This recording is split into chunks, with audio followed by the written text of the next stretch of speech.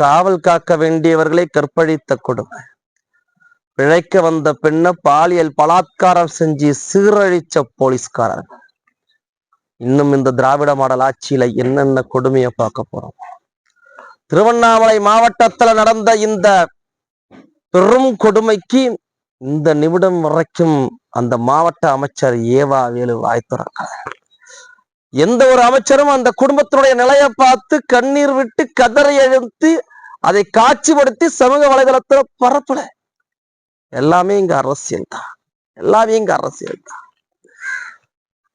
திருவண்ணாமலை மார்க்கெட்டுக்கு ஆந்திராவில இருந்து ஒரு குடும்பம் காய்கறிகளை விற்பதற்காக சரக்கு வண்டியில வந்திருக்கு. திருவண்ணாமலை பைபாஸ் ஏந்தல் பகுதியில அந்த வாகனத்தை நிறுத்தி ரோந்து பணியில இருந்த காவல்துறையினர் ஆய்வு செஞ்சிருக்கிறாங்க. அப்ப 2 காவலர்கள் சுந்தர், சுரேஷ்ராஜன் என்கின்ற காவலர்கள் சொல்ல முடியாது. தமிழ்நாட்டு காவல்துறை எவ்வளவு பெருமை மிகுந்த காவல்துறையாக, உலகம் போற்றக்கூடிய காவல்துறையாக திகழ்ந்துச்சு. அந்த காவல்துறையினருக்கு கரும்புள்ளியாக காவல்துறையினர் மீது இருக்கக்கூடிய நம்பிக்கையை கெடுக்கும் விதமாக 2 காமுகர்கள் கமநாட்டிங்க. சுந்தர், சுரேஷ்ராஜன் என்கிறவன் பெற்ற தாயின் முன்னாடியே ஒரு பெண்ணை, வயது பெண்ணை இருசக்கர வாகனத்தை தூக்கிட்டு போய் பாலியல் பலாத்காரம் செஞ்சிருக்கிறானுங்க. 2025 சுதந்திரம் அடைந்த 75 ஆண்டுகளுக்கு பின்பாகவும் இப்படிப்பட்ட ஒரு கொடுமை இந்த திராவிட மாடல் ஆட்சியில தான் நடந்துகிட்டு இருக்கு. திராவிட மாடல் ஆட்சியில பக்கத்து மாநில இருந்து பிழைக்க வந்த ஒரு பெண்ணுடைய வாழ்க்கையை சீரழிச்சிருக்கிறானுங்க அந்த 2 கமநாட்டிகளும்.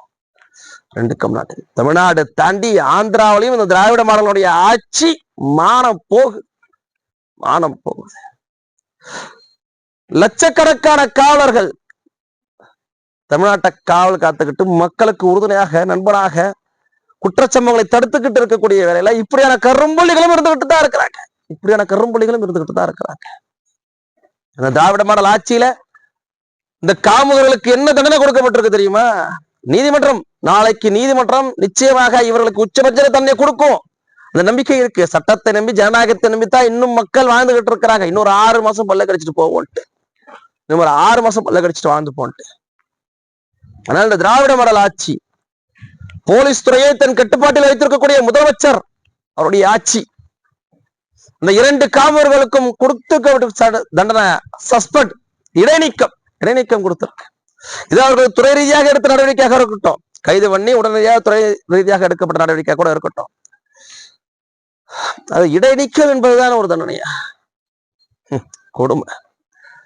நீதிமன்றம் நிச்சயமாக இவர்களுக்கு உச்சபட்ச தண்டனை கொடுக்கணும்.